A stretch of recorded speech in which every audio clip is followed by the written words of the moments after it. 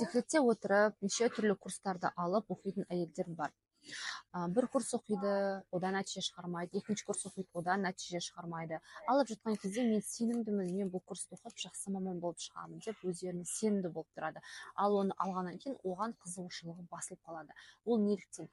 Ол бірінші кезекте адамның өзіне, яғни сіз өзіңізге әлі не керегін әлі сіз білмей жатырсыз. Сіз өзіңіз ізденіс үстіндесіз. Ол өте жақсы. Сіз бір курс аласыз, 2, 3, 4, 5, біреу сіздің жаныңызға жақын болады. Соны сіз алып кетесіз. Ол өте жақсы. Сізді үйдегілер түсінбеуі мүмкін, сізге қолдау жетіспеуі мүмкін, сізді күйеуіңіз немесе ата-енеңіз, өзіңіздің ата-анаңыз, бауырларыңыз түсінбеуі мүмкін.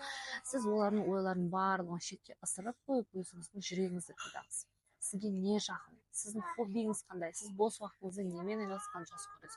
Мүмкін сіз торт пісіргенді жақсы көресіз, пирог пісіргенді жақсы көресіз, мүмкін сіз өлең айтқанды жақсы көресіз, мүмкін сіз үй жинағанды. Вот сіздің жаныңызға не жақын, жүрегіңіз нені қалайды, қандай жұмыс істеген кезде сіздің жүрегіңіз тыныштық табады, соны көбірек істеуге тырысыңыз.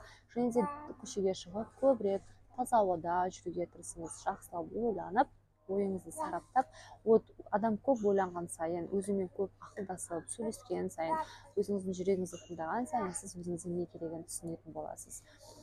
Мен ондай әйелдерді өте жақсы түсінемін. Мен өзім басымнан да өткен, мен де декретте отырдым.